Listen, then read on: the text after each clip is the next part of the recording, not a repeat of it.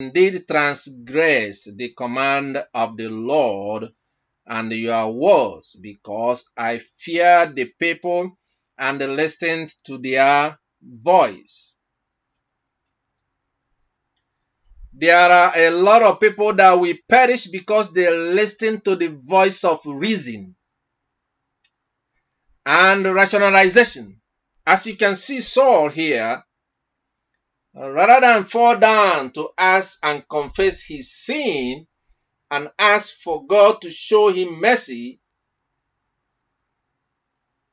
what he did was trying to reason with Saul and rationalize his actions and why he did it, just like Adam and Eve.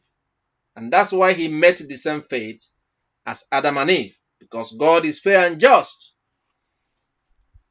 Now, therefore, so when you see, the question was, if you say you have sinned, like most people say, God forgive me all my sins.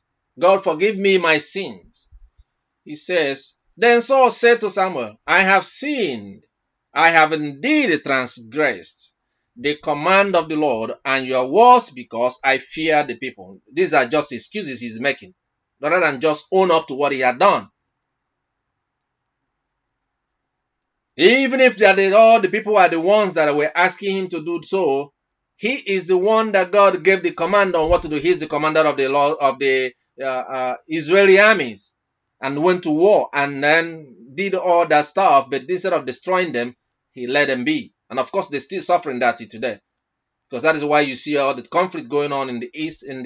That the rest of the world now suffering by aligning themselves between sides because he did not carry out the commands of the Lord. And it's not the only time they had done that anyway. Disobedience. Okay. So when you see this, he was not forgiven. Now, therefore, please pardon my sin and return with me that I may worship the Lord. He's asking the man, Samuel, prophet, to pardon his sin. He didn't ask God so that he can go to worship the Lord in the house of the Lord. So he can go with him. He didn't ask God. So when somebody told you don't need to ask, once you ask God, you are forgiven. But here he asks man, and some people say, oh, you don't need to ask, just ask God. You don't need to ask anybody. Here he asked the man, but still not forgiven, because Samuel is not going to disobey God as a prophet of God. You can't disobey God. The Lord sent him on errand. He must carry out the word the Lord has sent him to do. Now, therefore, please pardon my sin and return with me that I may worship the Lord. Pardon my sin. What are his sins? He didn't say. He never even owned up to the sins. He just said, pardon my sins. So that answers the question that we were telling you the last time. If you say, God, forgive me my sins, forgive us all our sins, forgive me all my sins, you say you forgive me. No. That's not a confession. It's not an acceptable confession. It's the same thing that he did there. Forgive my sins and return with me that I may worship the Lord. But Samuel said to Saul, I will not return with you, for you have rejected the word of the Lord, and the Lord has rejected you from being king over Israel. The Lord, from the previous series, you heard all the word of the Lord and the examples of how you're supposed to ask for forgiveness. But that did not happen. Did the Lord forgive him? No. But we can see the Lord did not forgive him. And when you read the book of Kings, you also see another example there. So when you see,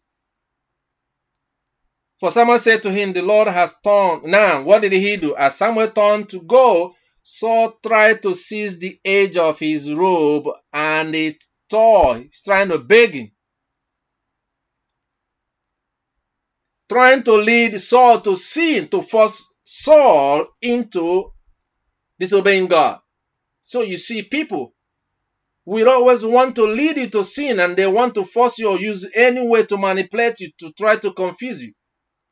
If you remember the story in the book of Judges, the story of the prophet from Judah. you will hear the word of the Lord. And what happened? Trying to be convinced by another bigger prophet, even though he was a senior prophet, but still, he did not spare his life. God destroyed the man of God from Judah.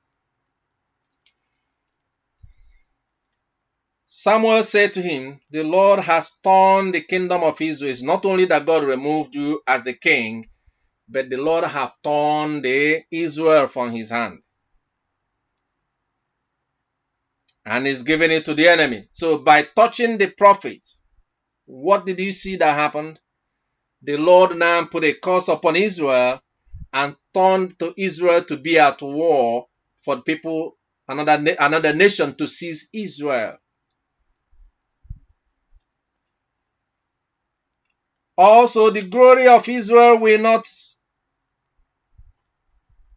lie or change his mind, for he is not a man that he should change his mind. God does not change. It's not only should have remained with him and what he had done, but now by touching the prophet and trying to cajole the prophet into sinning against God, the Lord not only took Israel from his hand, he caused to take Israel from his hand as the leader and gave it to another nation to become slaves, to be conquered in war. You can read the whole chapter. And I will take you again to the book of 2 Samuel. In the book of 2 Samuel, you will see in 2 Samuel chapter 12. Now, I also gave you your master's house. This is now, I'm not going to read all of them. You can read it on your own, the 2 Samuel chapter 12, so that you can get all the context. But this is about David. I also gave you your master's house and your master's wives into your care, and I gave you the house of Israel and Judah. And if that had been too little, I would have added to you many more things like this. Why have you despised the word of the Lord by doing evil in his sight? You have struck down Uriah the Hittite with the sword, have taken his wife to be your wife, and have killed him with the sword of the sons of Ammon.